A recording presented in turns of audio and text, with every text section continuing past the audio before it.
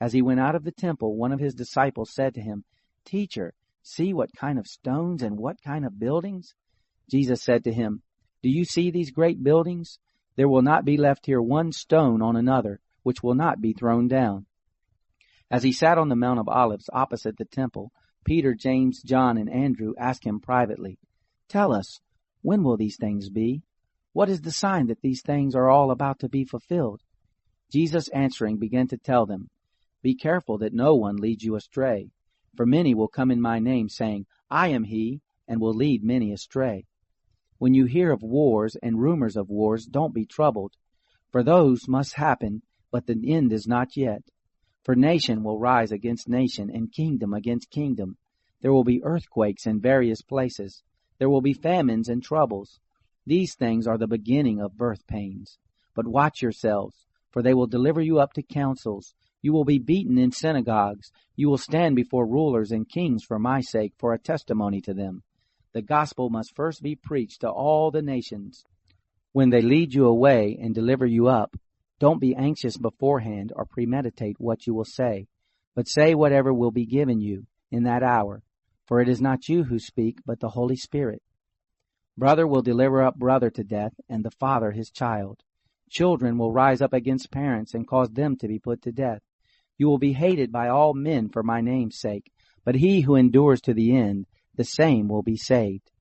But when you see the abomination of desolation spoken of by Daniel the prophet, standing where it ought not, let the reader understand. Then let those who are in Judea flee to the mountains, and let him who is on the housetop not go down, nor enter in to take anything out of his house. Let him who is in the field not return back to take his cloak. But woe to those who are with child, and to those who nurse babies in those days. Pray that your flight won't be in the winter, for in those days there will be oppression, such as there has not been the like from the beginning of the creation which God created until now, and never will be. Unless the Lord had shortened the days, no flesh would have been saved.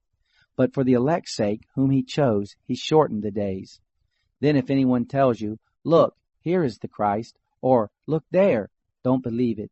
For there will arise false Christ and false prophets, and will show signs and wonders, that they may lead astray, if possible, even the chosen ones. But you watch. Behold, I have told you all things beforehand. But in those days, after that oppression, the sun will be darkened, the moon will not give its light, the stars will be falling from the sky, and the powers that are in the heavens will be shaken. Then they will see the Son of Man coming in clouds with great power and glory. Then he will send out his angels, and will gather together his elect from the four winds, from the ends of the earth to the ends of the sky. Now from the fig tree learn this parable. When the branch has now become tender, and puts forth its leaves, you know that the summer is near. Even so you also, when you see these things coming to pass, know that it is near, at the doors. Most assuredly I say to you, this generation will not pass away until all these things happen. Heaven and earth will pass away, but my words will not pass away. But of that day or that hour no one knows, not even the angels in heaven, nor the Son, but only the Father. Watch, keep alert and pray, for you don't know when the time is.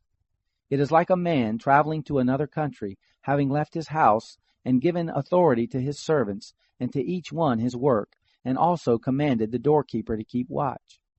Watch therefore, for you don't know when the Lord of the house is coming, whether at evening or at midnight, or when the rooster crows, or in the morning, lest coming suddenly he might find you sleeping. What I tell you, I tell all. Watch.